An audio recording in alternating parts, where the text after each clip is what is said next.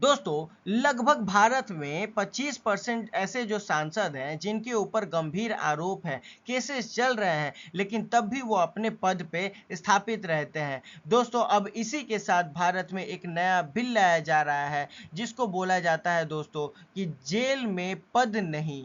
मतलब दोस्तों कि यह एक ऐसा संविधान है जो कि हम लोग देखेंगे कि 130वां विधेयक है अमेंडमेंट का। और दोस्तों ये 2025 का एक हम लोग देखेंगे तो इंडिया के ढांचे में या फिर इंडिया के कॉन्स्टिट्यूशन में एक बहुत ही बड़ा परिवर्तन देखने को मिलेगा। तो बने रहिए दोस्तों, मैं हूं राहुल मिश्रा, स्वागत करता हूं आपका अपने इस यूट्यूब चैनल पे, जहां पे आज हम जानेंगे कि जेल में पद नहीं तो क्यों। दोस्तों, बात की जाए तो पहले समझते हैं इस विधेयक के बारे में जिसको हम लोग बिल के नाम से जानते हैं, ठीक है। तो दोस्तों, ये क्या है कि पीएम सीएम रिमूवल बिल जिसको हम लोग बोलते हैं दोस्तों, जिसे आधिकारिक रूप से कॉन्स्टिट्यूशन 130वां जिसको 130th अमेंडमेंट बिल कहा जाता है, संसद में प्रस्तुत किया गया है। इस बिल के अंतर्गत प्रधानमंत्री, मुख्यमंत्री या अन्य मंत्री ऐसे मामलों में अपना पद खो सकते हैं दोस्तों, यदि वे गंभीर आपराधिक आरोपों के तहत लगातार 30 दिन तक हिरासत में रहें।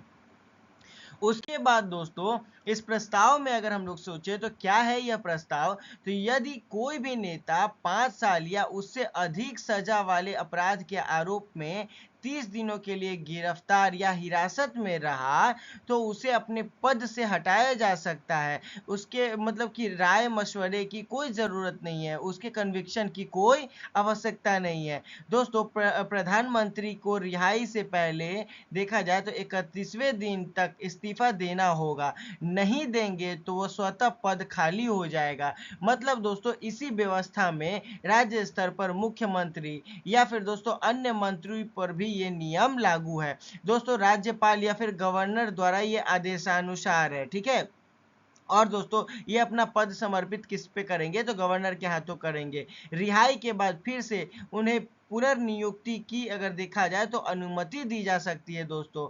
मतलब कि अगर आप पर कोई केस चल रहा है और 30 दिन हो चुके हैं आपके जेल में होते हुए, तो दोस्तों आपको उस पद से हटा दिया जाएगा, चाहे वो सीएम हो, चाहे वो पीएम हो, चाहे वो अदर कैबिनेट मेंबर क्यों ना हो दोस्तों।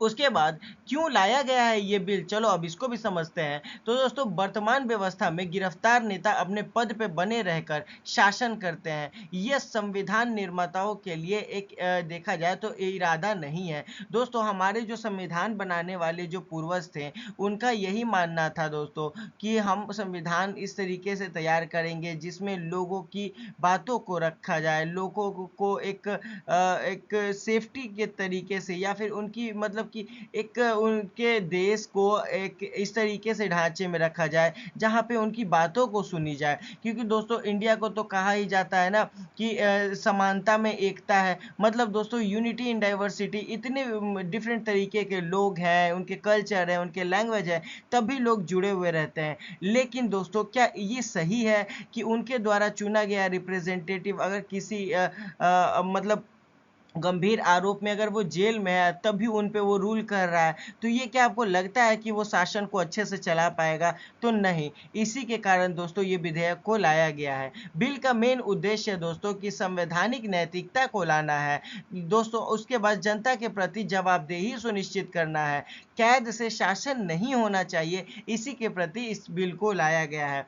और बात करें दोस्तों कि इसके कुछ फायदे के बारे में, जाहिर सी बात है दोस्तों कि बिल है तो उसका कुछ हम लोग फ़ायदा देखेंगे। तो एक पॉलिटिकल अकाउंटेबिलिटी बढ़ जाएगा दोस्तों। अगर कोई बड़ा नेता जेल में है तो शासन चलाना लोकतांत्रिक मूल्यों के खिलाफ है। यह बिल जो है एक साफ संदेश देगा कि कैद में कोई भी शासन अब नहीं चलने वाला है दोस्तों। बात करें तो दूसरा कि करप्शन और क्रिमिनलाइजेशन ऑफ पॉलिटिक्स पे भी रोक लगेगा। मतलब नेताओं की साफ छवि रखने की मजबूरी हो जाएगी। क्योंकि दोस्तों, आज के टाइम पे हम लोग आए दिन कहीं ना कहीं ऐसे न्यूज़ सुनते रहते हैं कि किन्हीं नेता का छवि खराब है करप्शन के मामले में, या फिर बहुत ऐसे तरीके से आरोप हैं जो इन पर चलते रहते हैं। जैसा कि दोस्तों मैंने आपको बताया कि अभी भी हमारे पार्लियामेंट में जो सांसद हैं, उनमें माना जाता है कि 25% लीडर पे अभी भी बहुत ज़्यादा बड़े बड़े केसेस प्राइसेस चलते हैं। तो क्या दोस्तों ये आप खुद बताओ ये सही है? नहीं दोस्तों। तो उसी के अनुसार दोस्तों जनता का भरोसा मजबूत होगा, इससे जनता को लगेगा कि कानून सब पर एक समान है। दोस्तों सब पर एक समान कानून लगेगा तो क्या होगा कि जनता को लगेगा कि हाँ ये सरकार जो है हमारे लिए एक ट्रांसपेरेंसी मेंटेन कर रही है। लोगों के बीच में एक भरोसा आएगा दोस्तों, चाहे वो प्रधानमंत्री हो या फिर दोस्तों मुख्यमंत्री क्यों ना हो। संवैधानिक नैतिकता की बात करें दोस्तों, कॉन्स्टिट्यूशनल मोरालिटी की, तो लोकतंत्र की बुनियाद है दोस्तों नेता जनता के लिए।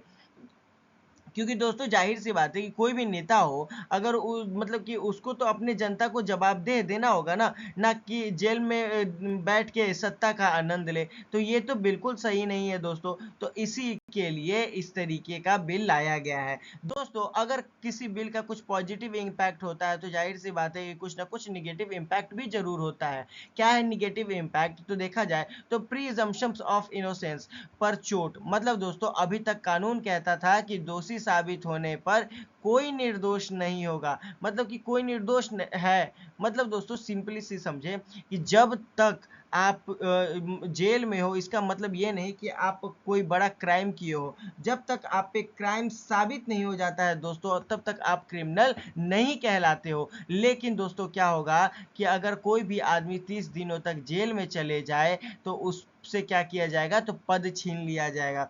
मतलब दोस्तों कि आप भले ही क्रिमिनल हो चाहे ना हो, 30 दिन तक के लिए ट्रायल पे ही क्यों ना हो जेल में, आप अगर जेल में चले गए 30 दिन तो आपको पद से आपको निष्कासित कर दिया जाएगा। मतलब एक तरीके से देखा जाए तो सत्ता में फेरबदल की शुरुआत होनी चालू हो जाएगी। अपोजिशन लीडर कहीं ना कहीं देश के एक संविधान के साथ खेलने लगेंगे दोस्तों। उसके बाद बात की जाए राजनीतिक दुरुपयोग की संभावना। मतलब विपक्ष का आरोप है कि केंद्र सरकार, केंद्र राज्य सरकारें राजनीतिक जो विरोधियों को फर्जी मामलों में फंसाकर सत्ता को हटा सकता है, जैसा कि मैंने दोस्तों अभी ही आपको कहा। उसके बाद दोस्तों बात की जाए इसके अनुसार फेडरलिज्म पर भी असर पड़ेगा। अगर राज्य का कोई मुख्यमंत्री गिरफ्तारी के कारण हटे और गवर्नर केंद्र की भूमिका में देखा जाए तो बढ़ेंगे, तो राज्य की स्वायत्तता को चोट माना जाएगा। क्योंकि दोस्तों माना जाता है कि राज्य का जो मुख्यमंत्री है वही उसका एक सबसे ज़्यादा पावर रखने वाला एक लीडर है। अगर ये पावर दोस्तों कहीं ना कहीं हम लोग देखेंगे कि पावर का झुकाव अगर गवर्नर के प्रति होगा तो ये एक कहीं ना कहीं राज्य के मामले में एक हम लोग एक अभाव देखने वाले हैं। और दोस्तों गवर्नेंस और इंस्टेबिलिटी की बात करें तो अगर कोई सीएम या पीएम गिरफ्तार होकर बार बार हटे और फिर छूटकर दोबारा नियुक्त हो, तो इससे दोस्तों नीति निर्माण और प्रशासन में अस्थिरता आ सकती है। तो दोस्तों जैसा होगा वो तो देखा जाएगा कि बिल बनने के बाद किस तरीके का सुधार है, और हर सुधार को एक समय लगता है दोस्तों कि उसका रिजल्ट क्या होता है। लोग इसको एक्सेप्ट भी करेंगे। जिस तरीके से जीएसटी बिल आया था दोस्तों, हम लोग देखते हैं कि लोगों ने विद्रोह किया लेकिन समय अनुसार लोगों के द्वारा अडेप्ट कर लिया गया। वो भी दोस्तों ये भी बिल को एक्सेप्ट कर लिया जाएगा, लेकिन देखा जाएगा कि ये पहले पास तो हो जाए।